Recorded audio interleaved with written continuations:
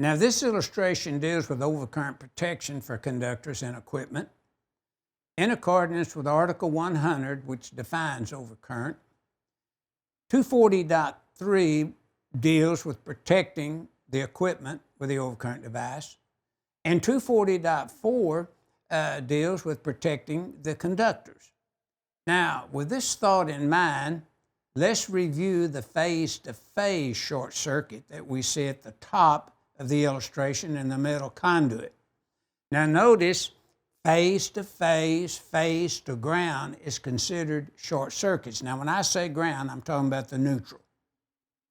Now, the protection from overload, if we had a 20 amp overcurrent device and a slow heat buildup with a motor turning a little slower as it slower than its rated RPM, and it got up to enough amps, such as 26, it would clear the overcurrent device. But the overcurrent device, to serve as overload protection, 430.32A1, it could not be sized greater than 125% of the nameplate current on the motor.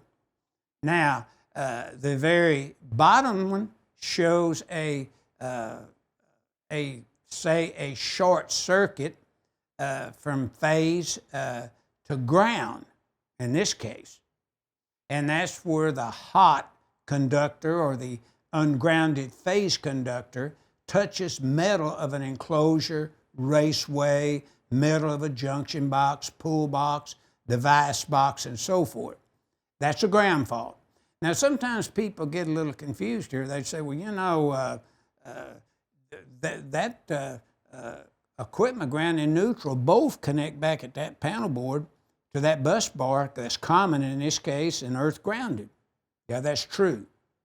But the neutral conductor does not connect to the metal enclosure of any equipment, fixture, or whatever.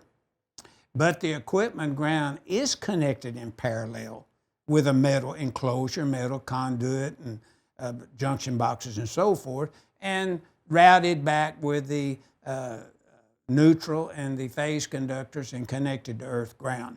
So that's why a phase-to-phase and phase-to-neutral is considered short circuit.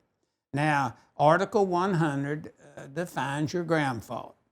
The IEEE dictionary, if it still does, identifies short circuit, ground fault, and that kind of thing. But the NEC will identify overloads and a ground fault. The NEC takes for granted that the user of the code realizes phase-to-phase and phase-to-neutral are considered short circuits, so the committee never felt like in panel 1 they needed to provide a definition at this time.